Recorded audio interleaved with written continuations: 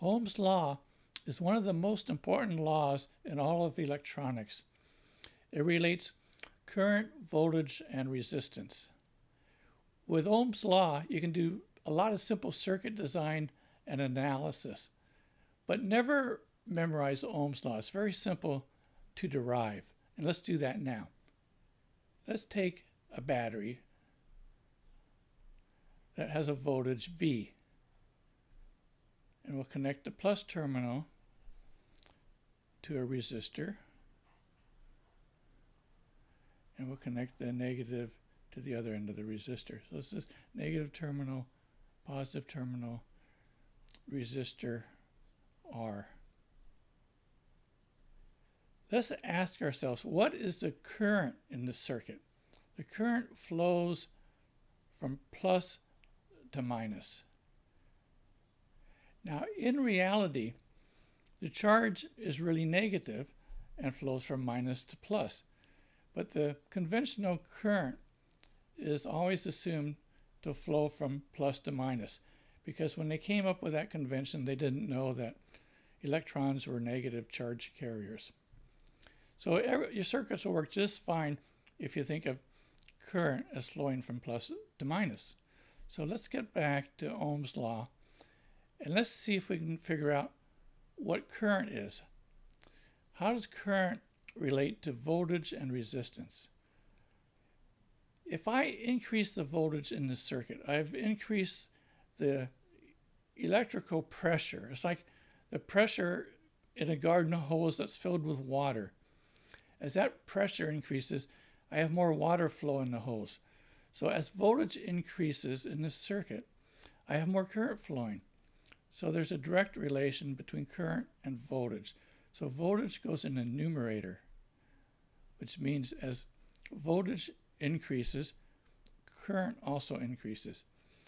But as resistance increases, we have more resistance to current flow. So as resistance increases, the current decreases. So there's an inverse relationship between resistance and current. So resistance goes in the denominator.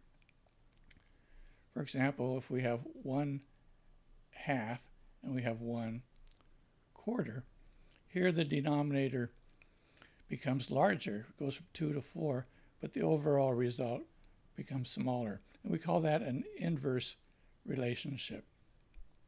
So let me erase this. If you ever forget Ohm's law, just remember solving for current. Now, in our simple circuit, if we increase the voltage, we increase current. So we have a direct relationship. Voltage goes in the numerator. If we increase the resistance in the circuit, current goes down. So it's an inverse relationship. Now we can represent Ohm's law in terms of voltage. Let's multiply both sides by resistance. And our R's cancel. We're left with voltage is equal to current times resistance. So think of a resistor. We have a certain current flowing through the resistor. Let's say 1 amp. And let's say we have 1 ohm resistor. So 1 amp times 1 ohm gives us 1 volt. If we have 2 amps, we have 2 volts across the resistor. If we increase the resistor from, say, 1 ohms to 2 ohms and 1 amp, we have 2 volts. If we have, instead of 2 ohms, if we have 4 ohms times 1 amp, we have 4 volts. So just picture in your mind what's happening and get a feel for what's going on. Get a feel for this equation. Don't try to memorize it. Now we can take this equation and we can solve for the resistance. If we divide both sides by current, we get the resistance is equal to voltage divided by current. Let's think about that just a little bit. if we have a resistor, say we don't know what it is, but we have an ammeter here, and we measure a current. We have a voltage that we can measure across the resistor with a voltmeter V.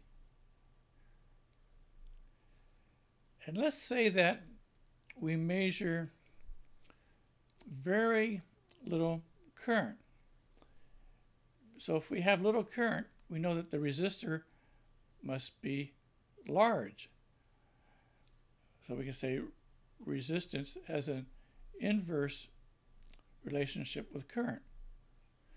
But if we have a small current and a large voltage, well, then we're going to have a large resistor.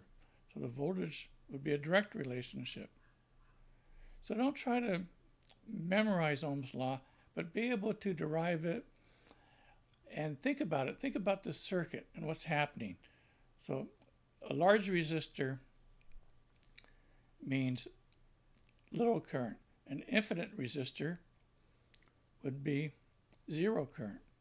So if I is equal to 0 in this case, V